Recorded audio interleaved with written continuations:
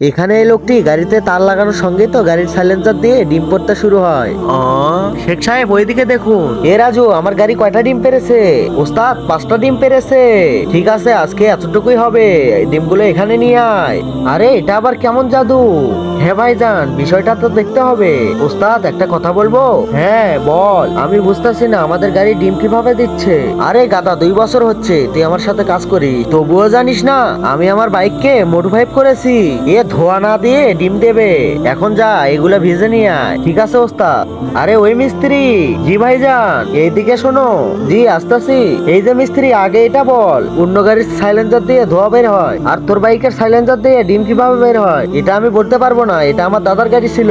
আচ্ছা, একদিনে এটা কত ডিম দিবে? হ্যাঁ ভাইজান, যত পেট্রোল ঢালবেন তত ডিম দেবে। শেখ সাহেব, এটা তো অনেক দামি জিনিস। আপনি মুরগির ডিমের জন্য অনেক মুরগি পালতাছেন, কিন্তু এই বাইক তো মুরগি ছাড়াই ডিম দিয়ে দেবে। কথা তো ঠিকই বলতিছো, কিন্তু এই বাইকের দাম কত নিবে তুমি? ভাইজান 1 মিনিট। ওস্তাদ, ডিমগুলো কি ভেজে আনবো? আরে দাঁড়া, এই লোকটি আমাদের বাইকটি কিনতে চাচ্ছে। আরে ওস্তাদ, আপনি কি পাগল হয়ে গেছেন? এত ভালো বাইক কেন বিক্রি করব? আরে এরকম গাড়ি আরেকটা বানিয়ে নেব, কিন্তু শেখ সাহেবের কাছ থেকে কত টাকা নেওয়া যায় বল? 5 লক্ষ টাকা চেয়ে নিন। আচ্ছা ঠিক আছে শেখ সাহেব, 5 লক্ষ টাকা নেব। আরে না, এটা তো একটু বেশি হয়ে যাচ্ছে। আরে ডান ডান ডান, শেখ সাহেব নেবে।